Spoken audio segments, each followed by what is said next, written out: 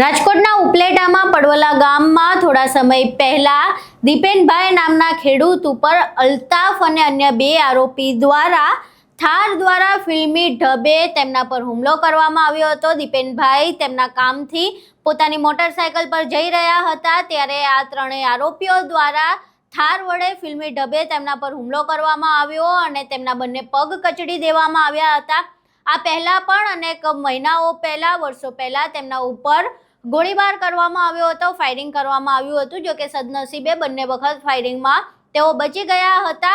હાલ થોડા સમય પહેલા જે એમના પર હુમલો કરવામાં આવ્યો તેમાં પણ તેમના જે બે પગ છે તે કચડી દેવામાં આવ્યા અને દીપેનભાઈ ખૂબ જ ગંભીર રીતે ઈજાગ્રસ્ત છે। આખી ઘટનામાં એક જ આરોપીઓ પર ત્રણ વખત કેસ ફાઇલ કર્યા બાદ તંત્ર દ્વારા આખી ઘટનાને લઈને ગંભીર આકરી કાર્યવાહી કરવામાં આવી છે। જે આરોપી છે અલ્તાફ, તેમના ઘર ઉપર તંત્ર દ્વારા બુલડોઝર ફેરવવામાં આવ્યું છે। જે આરોપી છે અલ્તાફ તે પહેલાથી રીઢો ગુનેગાર છે તેવું કહેવામાં આવી રહ્યું છે। આ પહેલા પણ તેણે અનેક વખત જેલના ચક્કર કાપ્યા છે, જેલના સળિયા પાછળ રહીને આવ્યો છે। તેના ઉપર મર્ડરના પણ અનેક કેસો ચાલી રહ્યા છે અને આ સિવાય દીપેનભાઈ ઉપર જીવલેણ હુમલો કરવાનો પણ તેના પર કેસ હતો।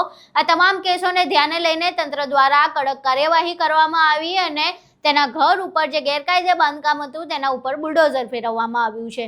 આખી ઘટના બાદ અમે જે પીડિત છે તેમના પરિવાર સાથે વાત કરી કે આખી ઘટના શું હતી અને તેમને શા માટે જાનથી મારી નાખવાનો પ્રયાસ કરવામાં આવ્યો હતો, શા માટે આ આરોપીઓ દ્વારા તેમના ભાઈ ઉપર જીવલેણ હુમલો કરવામાં આવ્યો હતો। ત્યારે સાંભળીએ કે તેમના જે સંબંધી છે, તેમના પરિવારજન છે તે આ આખી ઘટના વિશે શું કહી રહ્યા છે। હવે એમાં શું હતું કે અમારા જે મારો ભાઈ થાય અઢારનો છોકરો મોટો 2018માં એને મારી ઉપર ફાયરિંગ કરેલું હતું। આજે આરોપી છે ને એ મુસ્લિમ છે, અલીમામ તૈયબ છે। અને એને 2018માં એક નાની બાબત હતી કે ભાઈ એનો છોકરો અમારા ઘર પાસે ગાળો બોલતો હતો। એટલે અમે એને ખાલી કીધું કે ભાઈ એને કે ગાળું ના બોલે, તો એટલી વાર માટે એને થોડીક વારમાં બંદૂક લઈને આવ્યો અને ફાયરિંગ કર્યું। અમે ત્યારે એફઆઈઆર કરાવી હતી એની ઉપર, એમાં ગોળી લાગેલી હતી અમારે એક બાપા છે ને એને।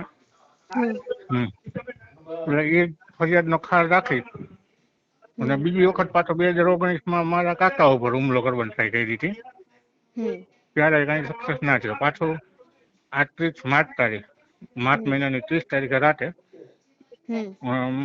આપણે મારો ભાઈ છે ને રાતે ખેતીનો હિસાબ કરીને આવતો હતો 12 વાગે।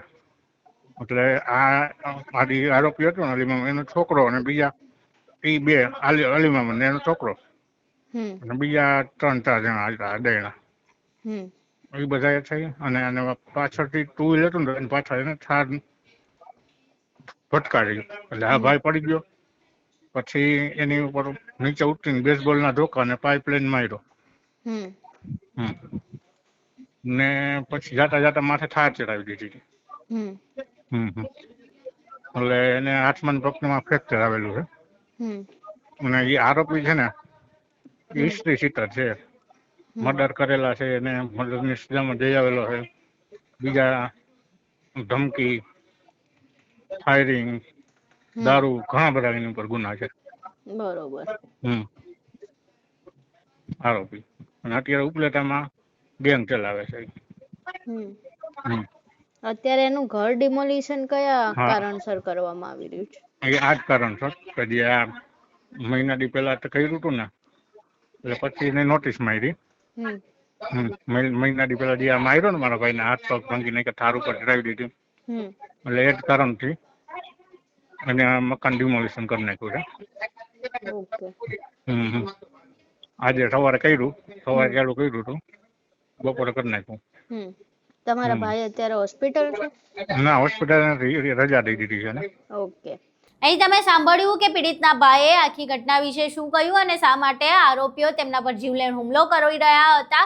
હવે આખી ઘટના સામે આવ્યા બાદ તંત્ર દ્વારા બુલડોઝર ફર્યા બાદ આરોપીઓ અહીંયાથી શાંત બેસે છે કે કેમ, કે હજુ પણ જૂની અદાવતને લઈને કોઈ હુમલો કરવામાં આવે છે, તે એક મોટો પ્રશ્ન છે. જે પીડિત છે તેમને પોલીસ તંત્ર દ્વારા કોઈ સુરક્ષા પૂરી પાડવામાં આવે છે કેમ, એ પણ એક મોટો પ્રશ્ન છે. કારણ કે અત્યાર સુધીમાં 3 વખત હુમલા થયા બાદ પીડિતના જીવને હજુ ક્યાંક ને ક્યાંક જોખમ હોય તેવું દેખાઈ રહ્યું છે. આખી ઘટના સામે આવ્યા બાદ, વિડીયો જોયા બાદ તમારું આખી ઘટના અને વિડીયો વિશે શું માનવું છે, તમારા મંતવ્યો અમને કોમેન્ટ બોક્સમાં જરૂર જણાવજો. વિડીયો પસંદ આવ્યો હોય તો વિડીયોને લાઈક કરજો, શેર કરજો અને અમારી ચેનલને સબસ્ક્રાઇબ કરવાનું ભૂલશો નહીં. નમસ્કાર.